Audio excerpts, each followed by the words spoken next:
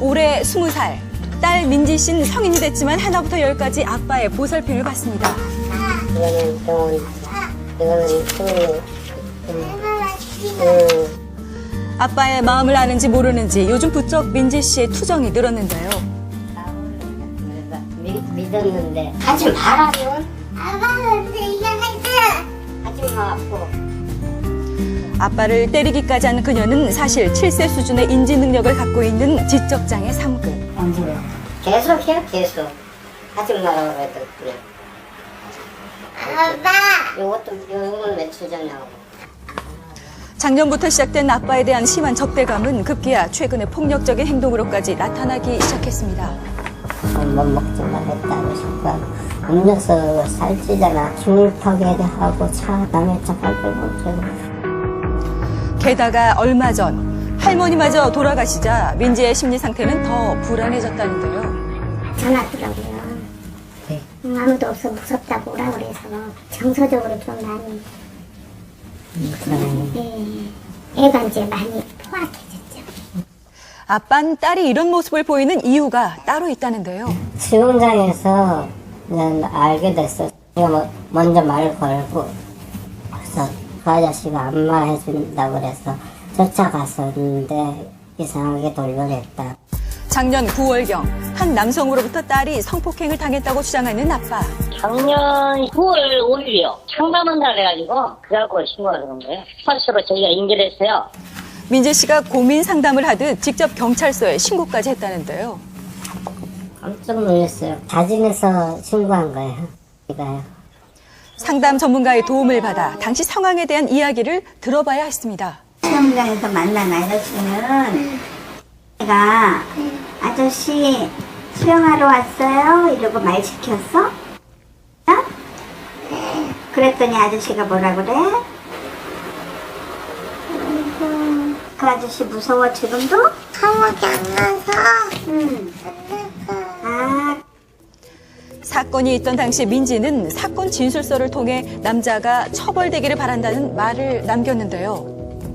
하지만 사건은 민지가 당시 돈을 받았다는 점과 증거 불충분이라는 이유로 무혐의 처리가 됐습니다. 말도 안 되는 상황입니다. 네, 게다가 작년 9월 아이가 만으로 19세 성인이 됨으로써 더 이상 아동 청소년 보호법에 적용되지 않아 명백한 증거가 없다면 처벌이 어렵다고 합니다. 예. 이 나이는 7세를 나왔는데 지능이 45고 왜 이거 인정을 안 해주냐. 딸에게 아무것도 해줄 수 없어 답답하기만 하다는 아빠. 법률에서 말하는 아동 청소년은 19세 미만의 자를 말한다고 돼 있어요. 네. 네, 그 19세 미만의 자는 그 정신연령 기준으로 따진 게 아니라 네. 육체적인 나이를 기준으로 따지거든요. 이 충격으로 민지 씨는 정신과에서 처방해주는 약은 물론 수면제를 먹어야 겨우 잠을 이룰 수 있게 됐습니다. 야생한데 안 먹으면 안 먹어요. 지금도? 네. 한참이야 것도 들려. 무엇보다 민지의 현재 심리 상태가 걱정인데요. 여기다가 남자 여자가 같이 있는 거 그려봐. 그런데 여자애는요 손도 못 그리고 발도 못 그려서 도망가지도 못하고 방어도 못해요. 누가 자기한테 공격하면 왜 그러세요? 싫어요. 이렇게밖에 못해요. 어릴 적 부모의 이혼과 학창 시절 왕따를 당했던 기억 때문에 상처가 컸던 민지 씨. 게다가 중학교 때도 선물녀 당했어요. 끔찍했던 성폭행의 상처가 이번이 처음이 아니었습니다. 중학교 때도 성폭행한 건 몰랐어요. 말하면 다 죽여버린다고. 집도 알고. 협박 때문에 아무에게도 자신의 상처를 말하지 못했던 딸. 문제는 20살 성인이 되는 동안에도 비슷한 사건들이 연이어 발생했다는 건데요.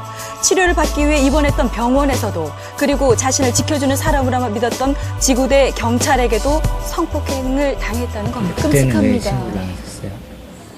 그때는 몰랐으니까 내가 어떻게 하는지 모르고.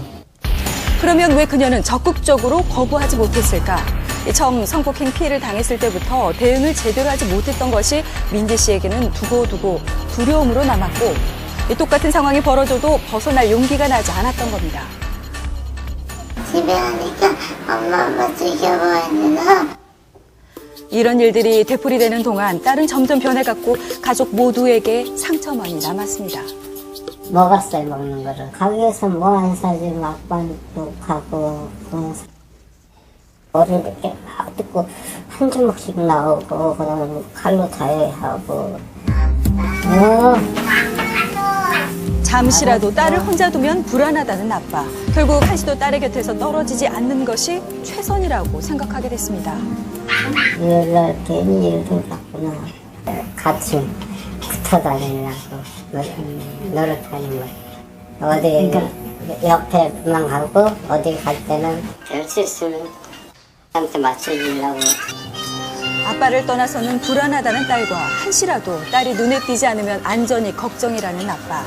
이 문제는 딸이 성폭행을 당한 뒤 사회성과 표현력이 급격히 떨어졌다는 겁니다.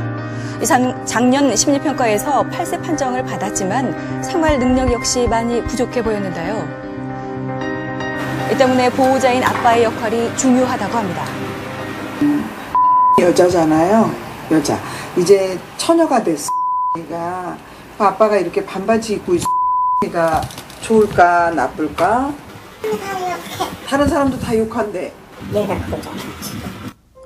상처가 많은 딸을 대할 때 아빠 역시 지켜야 할 점이 있다는데요. 무엇보다 딸을 돌보는 방법을 아는 게 중요했습니다. 아빠가 집에서 잘 해줘야 딸이 밖에 나가서 남자들이 그런 행동할 때 싫어! 너! 이렇게 할 수가 있어요. 옷 함부로 막 벗고 있고 그러면 얘가 밖에서 만나는 남자들이 그렇게 있어도 불편하지 않아. 일종의 교육이. 네, 사실 되어야겠네요. 아빠 역시 딸과 같은 지적장애 3급. 게다가 그를 몰라 아빠 역시 이 모든 일이 쉽지가 않습니다. 예. 만지면 어떻게 해야 돼? 만지고 이렇게 만지지. 그럼 이봐, 나한테는 이렇게 하면서, 그지? 이렇게 해야 돼. 알았어?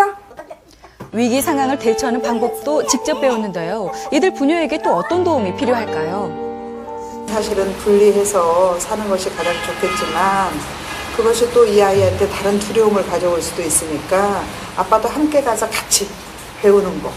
이것이 이제 이 가족이 다시 희망을 갖고 살 수 있는 길이라고 보여져요. 하지만 실제로 지적장애를 가진 부모와 자녀를 위한 프로그램은 부족한 상황. 어렵게 성폭행 피해 가족 상담 프로그램을 찾았습니다. 들어온 게 있어요. 그러니까 3명이 같이 들어갈 수 있는 그런 사업이거든요.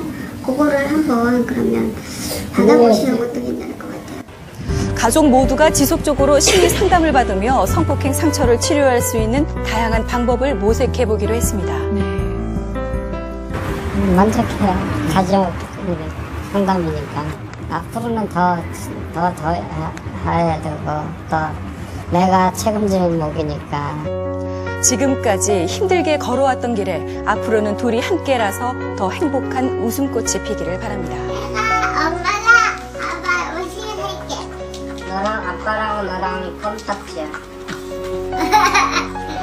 쓸수 없는 껌딱지야.